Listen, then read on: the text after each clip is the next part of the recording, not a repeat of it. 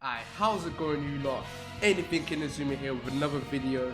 What's on the agenda here today is talking about my top 10 Inazuma 11 block techniques. Out of all the 4 types of hissatsus, I feel like the block category has the weakest moves. I don't know, but there are a few of them that I shout the names of like a weirdo when they're performed in the anime. It also doesn't help that I feel like they don't get much coverage in the anime. I don't know, maybe it's just me. I feel like this issue extends to the defenders as well, but you know, another story for another day. Moves will be ranked out of their presentation, the power / reliability it has, its uses in the anime, which characters use it, and the context surrounding the move, and my own personal attachment to it. Now that's out of the way, let's get into number 10. Number 10.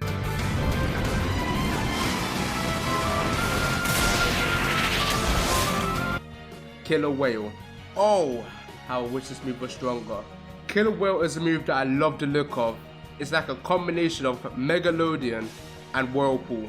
The user traps the foe in a whirlpool, has to do nothing but gaze upon the shark's head, stalking him while the opponent can only wait in fear before being pounced. The user then strikes at the opponent with a giant whale following him. The visuals, great, love them, but it's so weak. The move only has a 60 base power, and it just doesn't make any sense. You would think the move would have more considering it has killer in the name. I mean, aren't killer whales supposed to be the ocean's top predator? So what the heck, level 5? But yeah, that power, I just can't. I can barely like be able to perform it in games. So killer whale is only number 10. Number 9.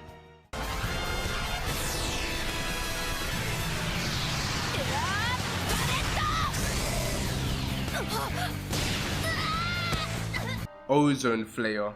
From a weak air type move to one of the strongest in the game is Ozone Flare. To be honest, this move visually just completely pales to Killer Whale. I like the idea of gathering the surrounding air into a condensed air bullet, but execution is pretty weak. So you might be wondering, why is it higher than Killer Whale? Well, because I can actually use it. Airball is a very reliable move since not only does it have good power, but it is also a good blocking move, shoot blocking move. And also on my competitive Chronostones team, 2 of my players, Faye and Fran, have it, making the move I have used a lot to stop long shots in their place. Air Bullet is a move that lands solidly on the number 9 spot. Number 8.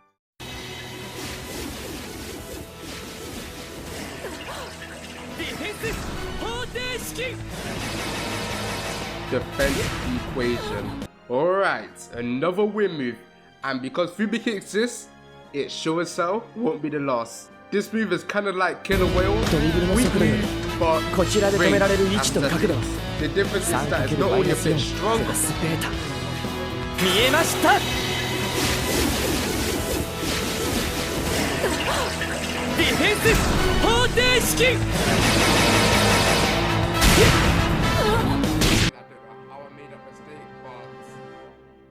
Just ignore this point and just focus on the next point. Thank you. But I don't know, I just always enjoyed performing the move. The move is used by Minaho in the anime, a character that I don't particularly care for, but he does have his qualities. And one of those qualities is when he used this move for the first time in the anime, and together with that opening song, yeah, that was awesome. Like pretty much all Western Inazuma 11 fans, I'd watched anime years before playing the game, so the hype I felt of finally being able to use it was just at all-time high. And honestly, this move is quite reliable, you know, despite the low TP and like the low power, especially since you can slap an infinity manual on it. You know, not weak like Killer Whale and not bland like Air Bullet, a great balance between the two, which is why it is number 8. Number 7.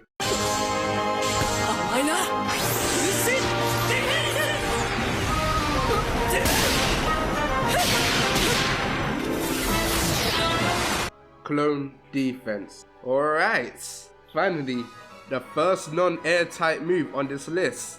Let's see if we can keep this streak going. I've tried watching Naruto, found it to be boring, I'm just be honest. Like, I don't know what it is about the show, but I just can't stay attached to it. Though I do like seeing, just occasional Naruto clips that pop on my recommended on my YouTube page. And I don't know, I've always thought that his Shadow Clone Jutsu technique was something sick. So that has something similar vibe to in Inazuma 11 is also just sick. And that's where clone defense comes in. What makes it better is it being Kazamaru's move, which used him so well in my opinion. If Inazuma 11 was centered around ninjas rather than football, I can easily imagine Kazamaru being the main character. It's just so sick. The execution is just as sick as the concept, with the user summoning 2 clones to perform some strong acrobatic moves. Kind of reminiscent of martial arts, to steal the ball before ending in a cool pose. I wonder if it actually is inspired by Naruto. I mean, it's faced by the same voice actor, so... Nah. Number 6.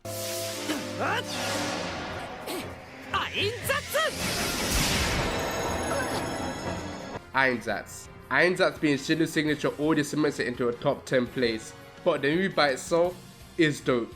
Not only does this move perfectly complement his music motif, but the way he thrusts his knee into the ball with a burst of color and core that appears just as that finishing touch. Though I think the way it begins is my favorite part. The user spreads his arm and crosses them with his eyes closed like he's charging to bring out the most power, gives it a strong oomph to it, The move may not be the strongest, but it is a shot block and still very reliable. Also, it is Shindo's. So yeah, Ainsatsu, number 6. Number 5. そういう強引なプレー嫌いじゃないよ。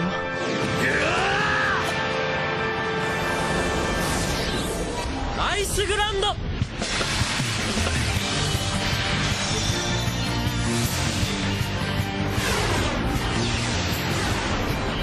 Land of Ice. This being Fubiki's signature move makes it a guaranteed place in the top 10 list. I think that this is the first block move that I really liked in the series actually. With grace and ease, the user skates on the ice field, summoned out of nowhere, before entrapping the user in ice and skating away. And I just find it funny how the user does like a little pose after it, like, yeah, don't mind me, I just completely froze my opponent, no big deal.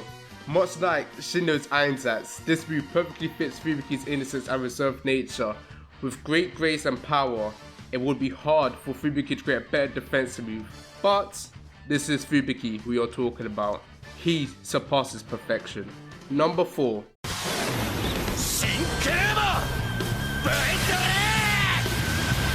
Back attack.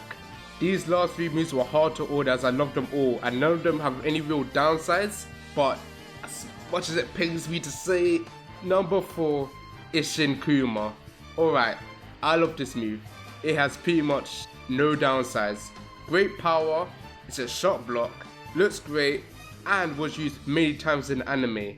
In fact, I think it's the most successful block hissatsu in the first season, which is pretty cool.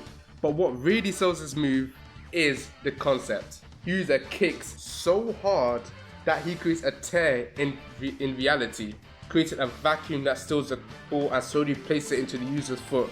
It's probably my favorite concept of a move on this list, with a lot of my Cornerstones team, and it barely ever fails. The only reason that this move is only number 4 is because it's a signature of a character that I don't particularly care for.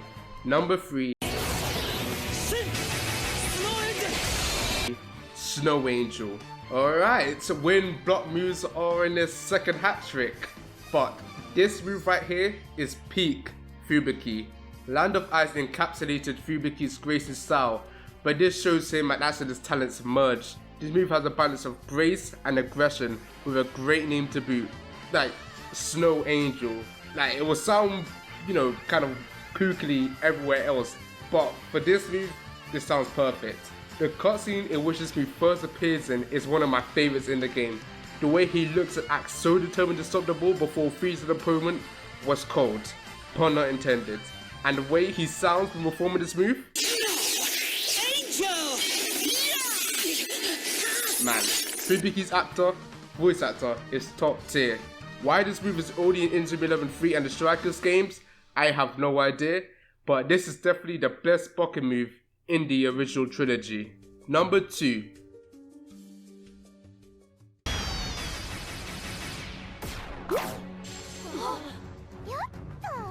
Gloopy, gloopy, goo. We've had ice, tear through reality, and advanced calculation to stop the ball. You know, fairly reasonable. There was a shark in there as well, but, you know, they're predators, you know, they go off the thing, so it kind of makes sense. But now, we have Do. Yes, Do. Muchi, Kirako, Muchi, geez, that name is long. I'm just going to call it Muchi. It's a great move. Strong, reliable, signature move by an awesome character, and has free kick use in the anime. It hits all the stops, but it's hard to put into words what I like about it so much. Much like Shinkuma, Muchi is a move that I see a lot more than any other move due to Goldie being a central player in my cornerstone team. It rarely ever fails, and that's probably because my Goldie is so busted. But it just suits her so well that I never thought about replacing it or giving her a new blocking muse. It's just so innocent that I couldn't think of. It just feels wrong, like seeing her get the ball with any other move. I don't know, maybe it's just me. The only very minor downside I can think of is its Japanese name is long and its English name is kinda crap. But Goopy Gloopy Goo solidly lands on a number 2 spot. Number 1.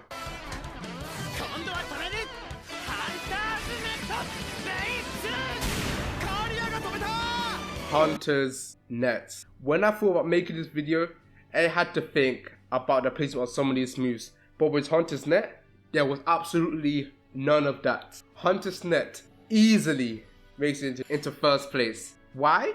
Let's begin. Perform one of the best characters in the franchise? Check. Free kick use in the anime? Check. Great design? Check. Great concept? Check. Great power, reliable, and shot block? Check, check, check. If I could have the ability to perform any one of the moves on this list, it would be Hunter's Net. The move is perfect. Well, almost perfect. The execution is cool, it's great, but it doesn't make a whole lot of sense. Alright, the user swipes his hand to create a net in front of him, and then it cuts to the net being behind him when he does a second swipe. And then on like the final, right before we're about to block it, the net's suddenly back in front of him. Like, that's always bothered me. Like, it doesn't make any sense. Like, how does that look in universe? Well, you know, that aside, it's a perfect move. Hunter's Net is without a doubt the best blocking move in the series, in my opinion, which is fitting for the character that uses it, since Aito is up there with one of the greatest characters Inazuma 11 has.